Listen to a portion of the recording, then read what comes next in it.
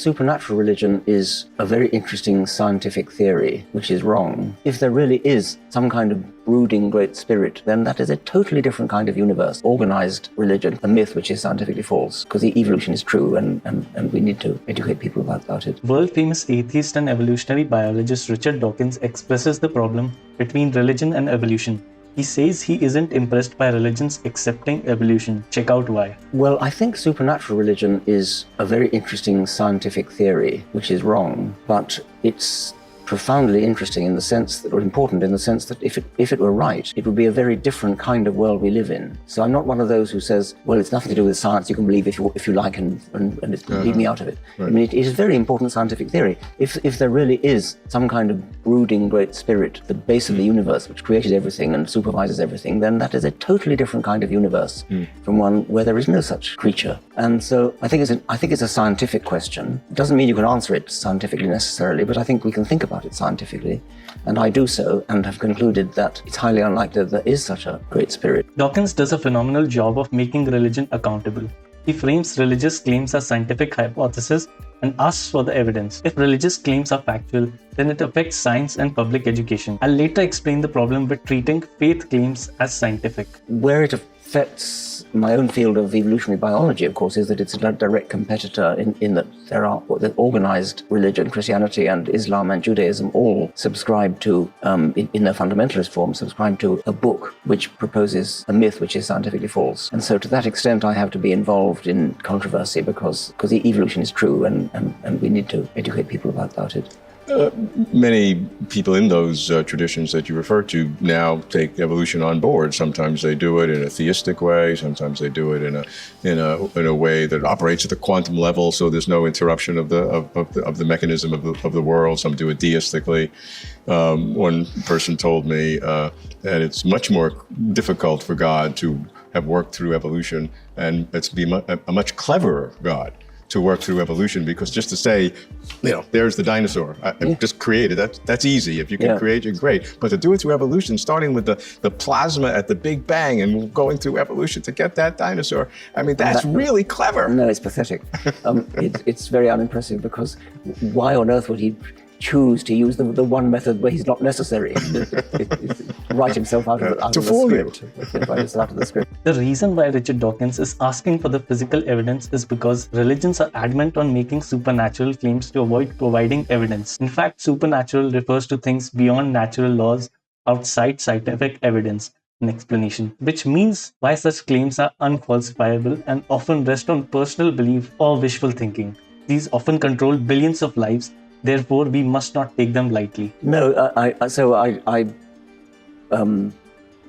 think there's no support in biology. I think that if there's any support for supernaturalism, I don't think there is, but if there was any, it might come from physics, where you might say something like the fine-tuning of the universe. And I don't think that's a good argument, but that's better than any biological argument anyway. As religion has come up with these sort of ways to take evolution on board, is your feeling mixed? Happy in a sense, then, because science has taught us science, and that you don't have that barrier in many cases anymore, even though they're saying things that you would think are wrong. Well, I'm not sure I'm happy.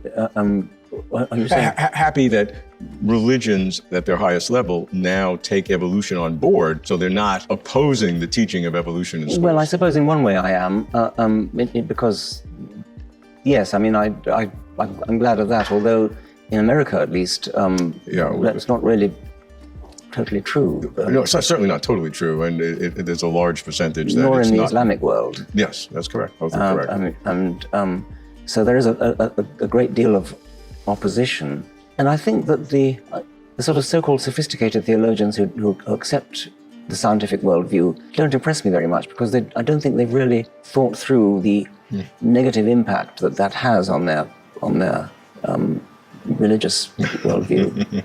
The reason major religions like certain denominations of Christianity, Judaism, and sects of Hinduism, such as ISKCON, deny evolution is because evolution directly challenges their hypothesis that we are just all inbred descendants of Adam and Eve, making people lose faith and potentially threatening their institution. As for fine-tuning argument, the universe is not fine-tuned for life, but rather the other way around. life is fine-tuned for the universe. You had mentioned that it's a scientific theory that there is a supernatural reality or being, but perhaps cannot be accessed or tested scientifically, but it's a scientific theory. I'd like to parse that a little bit and understand that, because I would have thought that it's not a scientific theory and it is inaccessible by the scientific method, which doesn't give it any more reification, but it's a self-protecting mechanism, like a moat around like a castle. You can't.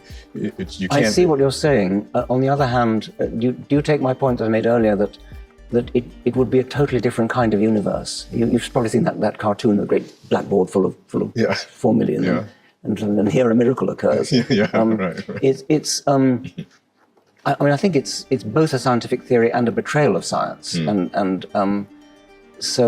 but it is a scientific theory in the sense that, as I said, it would be a very different kind of universe if there was a creator. All bets would be off then. It would be a completely different enterprise that we're engaged upon when we try to understand what's going on. Because it wouldn't. It could be that, but it wouldn't have to be that. I mean, God. No, but then it'd be totally free to say at any moment God could just intervene. Of course. Yeah. And that's not terribly coherent. No. Dawkins argues that the evidence for evolution is just undeniable. In fact, the overwhelming majority of biologists, along with major science organizations like UNESCO and the US National Academy of Sciences, accept evolution as a scientific fact. This is also backed by paleontological and radiometric dating methods that consistently confirm evolutionary timelines.